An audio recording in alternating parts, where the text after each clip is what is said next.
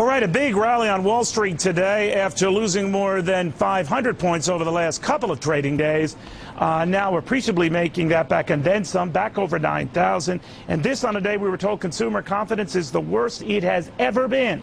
But some things are not the worst they've ever been. In fact, if you're U.S. Steel, a key sort of manufacturing component in corporate America, better than expected earnings coming out of that. We had crude oil moving down to a little bit more than $62 a barrel, and we had a lot of optimism that by the end of the day tomorrow, interest rates, at least short-term interest rates, will be lower, maybe upwards of a half point lower when the Federal Reserve is done meeting. Now, is all of this too little too late to help John McCain?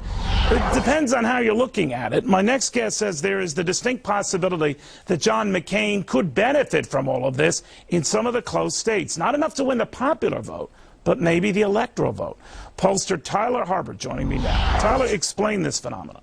You know, you've got two scenarios here, which we've seen once before. In 1980, Ronald Reagan was able to win the majority of the undecideds that were left that were late. And the reason is because these undecideds were afraid to tell the pollster that they were going to go with the popular choice at that point in time, which was Carter, and kind of buck the system. We saw the same thing in 1996 with Bill Clinton and Bob Dole. Bob Dole won the majority of the undecideds that were late breakers for the same reason, because a lot of the people that the pollsters talked to were afraid to come out and say, this is who I'm voting for, because it just wasn't the popular choice. And there's always this wave against the incumbent with these late-breaking All right, so if you're right, I wish we had more time to talk, but it means that it's not going to be enough, you say, to close the popular vote gap. But in a number of close states where it's competitive, it could flip those states to John McCain and flip the electoral vote his way.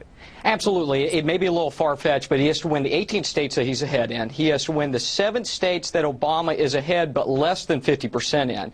Plus, he's got to win Ohio, and he's got 2 places to go from there. Ohio is the gateway to victory here. You've got to win either Pennsylvania and 2 other states, or you've got to win a 4 or 5 combination of swing states, not winning Pennsylvania. But he's trailing substantially in Pennsylvania, not as substantially, but he is in Ohio. So could he cobble together anything else to change the electoral map?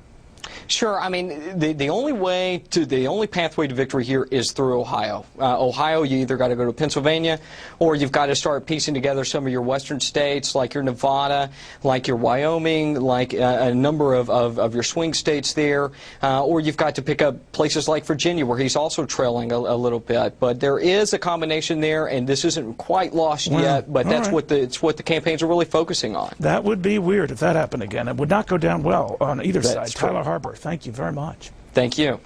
All right,